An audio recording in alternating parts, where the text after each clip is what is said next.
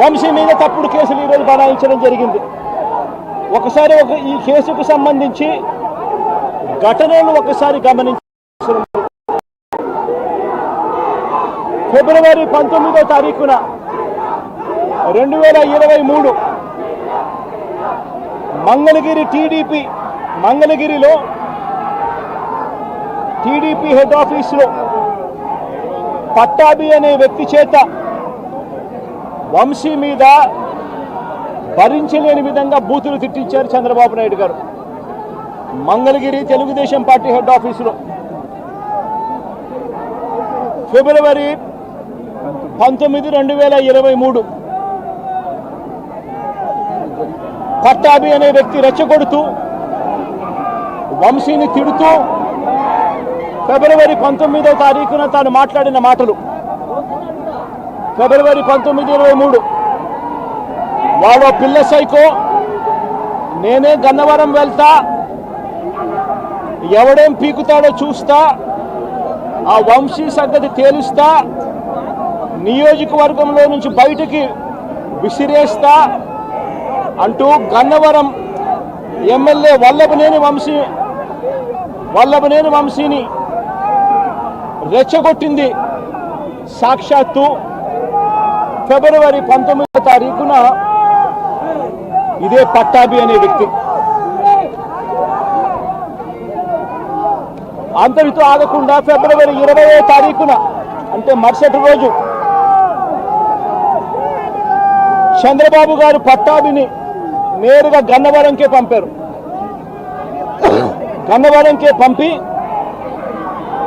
గన్నవరంలో ఆయన అక్కడికి వెళ్ళి గన్నవరంలో మళ్ళీ ప్రెస్ మీట్ పెట్టి మళ్ళీ వంశీని మళ్ళీ తిట్టి అదే గన్నవరంలో చుట్టుపక్కల ప్రాంతాల నుంచి తాను పోగేసిన మనుషులను తాను వెంట పెట్టుకొని ప్రెస్ మీట్లో మళ్ళీ మరొకసారి వంశీని తిట్టి ఒక ప్రొసెషన్గా వైఎస్ఆర్సీపీ ఆఫీసును అటాక్ చేయడం కోసం ఫిబ్రవరి 20వ తారీఖున ఇదే పట్టాభి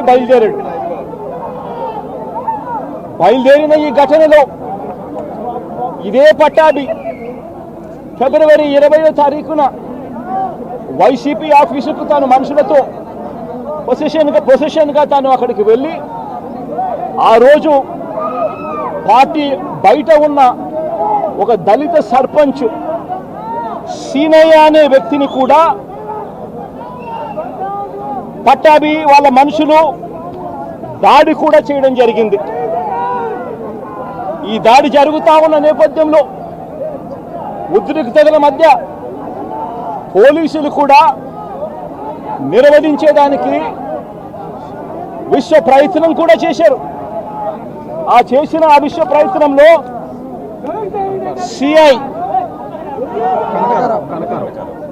కనకారావు, ఈయన కూడా దళితుడే, సిఐ కనకారావు తల పగలగొట్టి నిరోధించే కార్యక్రమంలో సిఐ కనకారావు తల కూడా ఇదే అల్లరి మూకలు పట్టాభి నేతృత్వంలో ఇదే అల్లరి మూకలు తల కూడా పగలగొట్టారు.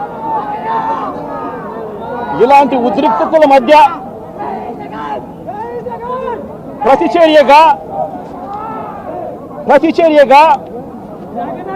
తెలుగుదేశం పార్టీ వాళ్ళు ఇటువైపున రావడం, ప్రతిచర్యగా వైసీపీ వాళ్ళు కూడా అటువైపున వెళ్లే కార్యక్రమం జరగడం, ఈ ఘటన జరిగింది. రెండు వైపులా ఆ రోజు పోలీసులు కేసు పెట్టారు. వైసీపీ ప్రభుత్వం అధికారంలో ఉంది, అయినా కూడా వన్ సైడెడ్గా కేసును వాళ్ళ మీద పెట్టలేదు. రెండు వైపులా కేసులు పెట్టారు, రెండు వైపులా ఉన్న వాళ్ళ మీద కేసులు పెట్టారు.